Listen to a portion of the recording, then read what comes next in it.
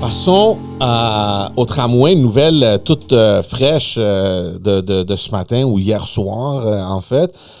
Juste pour mettre la table un peu, c'est un grand projet. Ça fait quoi? Plusieurs années maintenant qu'on en parle du tramway. Il y avait des offres sur la table. Le gouvernement, il semblait pas trop sûr d'apprécier le plan que lui préparait la Ville de Québec, le maire Marchand. Finalement, il y a eu une rencontre hier en après-midi avec le premier ministre et le maire de Québec.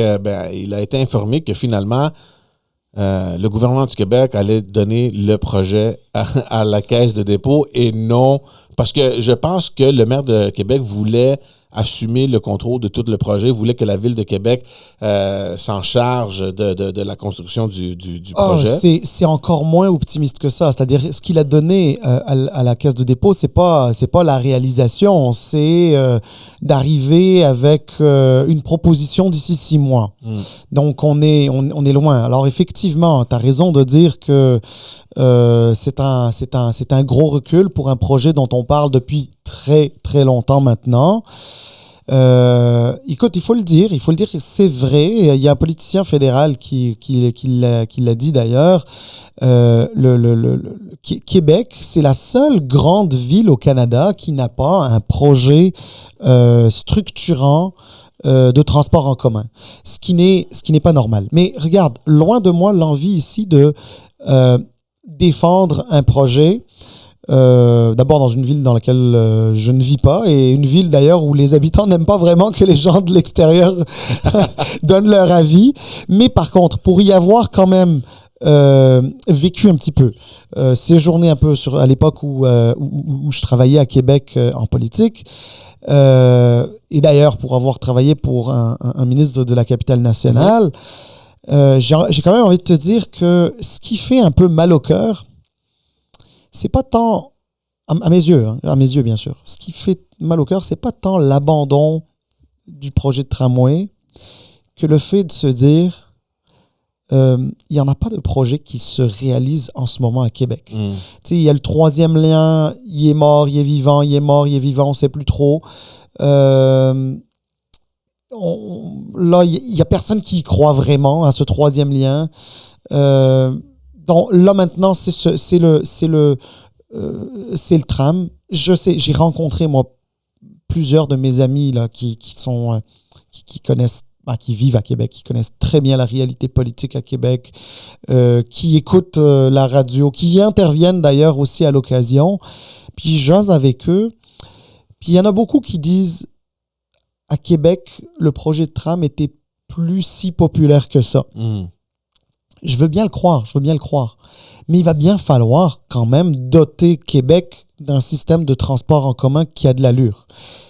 Quel est-il? C'est peut-être pas un tram, mais c'est quoi? Et surtout, peut-on commencer dès maintenant à nous pencher sur la question? Parce que c'est pas normal qu'on soit en 2023 et que Québec n'ait pas un système structurant de transport en commun. Ouais. C'est... Mais c'est quoi le problème? Moi, c'est ça que j'ai jamais compris et je suis d'accord avec toi, il va falloir qu'on arrête de comparer Québec à Montréal. C'est 2 villes complètement différentes, avec des populations différentes et organisées de façon différente aussi. Est-ce qu'on veut un tramway? Est-ce qu'on veut un réseau plus élargi de transport en commun, des autobus? C'est quoi qu'on veut à Québec? Et pourquoi c'est si compliqué de trouver une réponse pour dire, bon, c'est ça qu'on veut, puis c'est ça qu'il faut aller de l'avant? D'abord, regarde, l'argent, c'est toujours le nerf de la guerre. Ouais. En réalité, c'est que on est passé d'un projet qui devait coûter 3,3 milliards de dollars un projet que le maire Marchand évalue à 8,4 milliards de dollars. Et encore, la réalité, c'est que les consortiums privés qui ont fait leurs études trouvaient que le projet de tramway allait en réalité en coûter 12.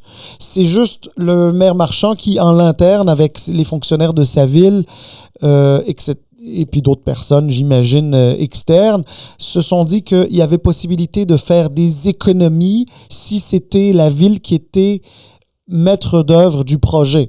Parce que, bien sûr, les firmes de génie et les firmes de transport... Mais on sait comment ça fonctionne. Non, mais elles veulent mais c'est normal, mais c'est des firmes privées, elles veulent faire de l'argent. La Ville de Québec n'a pas vocation à faire de l'argent, donc les marges, les marges bénéficiaires, elles allaient être nulles, et donc c'est une sorte d'économie d'argent pour la Ville de Québec. Bon, il y en a d'autres qui vont te dire, oui, mais est-ce qu'une ville a nécessairement l'expertise? C'est un autre débat, là. Mais toujours est-il que on est passé de 3,3 milliards de dollars, un projet de 3,3 milliards de dollars, à l'époque où le fédéral avait dit qu'il mettrait 40% du projet, à l'époque où le gouvernement du Québec disait aussi qu'il allait supporter le projet, à 8,4 milliards de dollars. Écoute, 8,4 milliards de dollars, on est déjà pas loin du tunnel Québec-Lévis qu'on voulait faire, là, tu sais, et qu'on trouvait extrêmement compliqué et cher à faire à cause de problèmes géographiques et géologiques en dessous du fleuve. Et là, on n'est pas en dessous du fleuve, puis ça coûterait au meilleur des cas 8,4 milliards.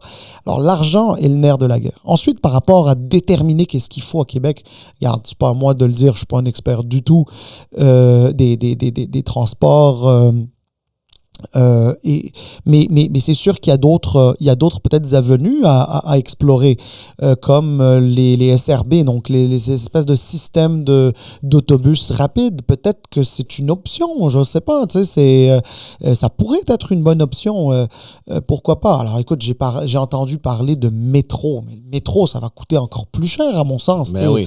Fait que honnêtement, je ne sais pas où est-ce que ça va aller, mais je crois que je crois qu'il va falloir qu'à un moment donné, les fonctionnaires de la ville, les fonctionnaires du ministère des Transports puissent s'asseoir ensemble, discuter, les politiciens aussi. Puis, il va falloir aussi attendre la fin des 6 mois que le gouvernement du Québec a mandaté. C'est ça, a donné à la Caisse de dépôt, à la CDPQ Infra, celle qui a mis en place le REM, pour essayer de voir ce qui est faisable avec ça. Si il y a quelque chose de faisable. Puis moi, j'ai comme impression que c'est une tactique juste de gagner un peu de temps et de repousser cette conversation-là un peu plus tard. Mais la CAQ n'a pas le choix. Je veux te dire, honnêtement, la Coalition Avenir Québec n'a pas le choix. Parce que la Coalition Avenir Québec, au moment où on se parle, n'a aucune réalisation dans la région de Québec. Aucune. Ça fait 5 ans qu'ils sont au pouvoir. Tu vas me dire, oui, mais les réalisations, surtout d'infrastructures, ça prend plusieurs années. C'est pas juste 5 ans. Je veux bien. Mais dans les 5 dernières années, est-ce qu'il y a eu un seul projet qui a été adopté, qui est en cours de réalisation ou quoi que ce soit? Non. Donc, il se pourrait qu'à la fin de 2 mandats de la CAQ, c'est-à-dire de 10 années au pouvoir, qu'il n'y ait rien dans la région de Québec. Puis les gens de la région de Québec sont extrêmement politisés, à comparer avec la moyenne ailleurs au Québec.